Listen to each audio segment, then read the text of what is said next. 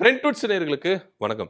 தாவேக அரசை பத்தியோ இல்ல முதலமைச்சரை பத்தியோ தாவேக அரசுல நடக்கிற அவல நிலைகளை பத்தியோ யாராவது சோசியல் மீடியாவுக்குள்ள பரவுனீங்கன்னா உங்களுக்கு இதான்ப்பா கதி அப்படின்னு சொல்லிட்டு ஒரு மிரட்டுகிற விதமா கிருஷ்ணகிரியில ஒரு சம்பவம் நடந்திருக்கு. திமுக ஜென்சி ஒருங்கிணைப்பாளர் சேர்ந்த அன்பானந்தம் அரியப்பனை நள்ளிரவுல கைது பண்ண போகிறதுக்கு டிஎஸ்பி தலைமையிலான போலீஸ் குழு என்ன பண்ணிருக்காங்க, போயிருக்காங்க. அவங்க கிட்ட வாரண்ட் இல்ல, ப்ராப்பரான பதில் எதுவுமே கிடையாது அப்படின்னு சொல்லிட்டு அங்க இருக்கிற உறவினர்கள் என்ன பண்றாங்க, திடுக்கிடும் தகவலை சொல்றாங்க.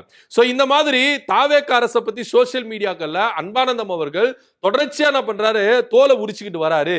தாவேக அரசு செய்கிற அவல நிலை, முதலமைச்சருடைய நடவடிக்கைகள் என்ன, நடைமுறைகள் என்ன அப்படின்றது சோசியல் மீடியாக்கள்ல எல்லாரும் தெரிஞ்சுக்கிற அளவுக்கு அன்பானந்தம் அவர்கள் எல்லாத்தையும் புட்டு புட்டு வைக்கிறாரு. சோ இவரை பழிவாங்குற எண்ணமா என்ன பண்ணிருக்காங்கன்னா, காவல்துறை மூலமா தாவேக அரசு பழிவாங்குற எண்ணத்துல ஈடுபட்டு இருக்குது அப்படின்னு சொல்றாங்க.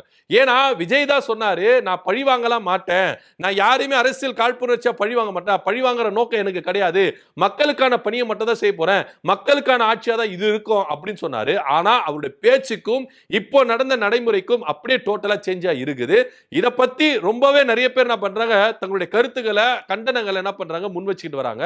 விஜய் அவர்கள் சொல்றது ஒண்ணு, செய்யறது ஒண்ணா இருக்குது அப்படின்னு. சோ தாவேக அரசை பத்தியும் தாவேகாவினுடைய முதலமைச்சரை பத்தியும் யாராவது நீங்க தரக்குறைவா பேசுவீங்கன்னா இதுதான்ப்பா கதி, பாத்துக்கங்கப்பா, அப்புறம் நாங்க நிர்வாகம் பொறுப்பு இல்ல அப்படின்னு சொல்லிட்டு விஜய் அவர்கள் சொல்லாம சொல்றாரா அப்படின்னு பலரும் கேள்விகள் கேட்டு இருக்காங்க. இதை பத்தியோட கருத்து என்ன அப்படி கீழே கமெண்ட் பண்ணுங்க. நன்றி, வணக்கம்.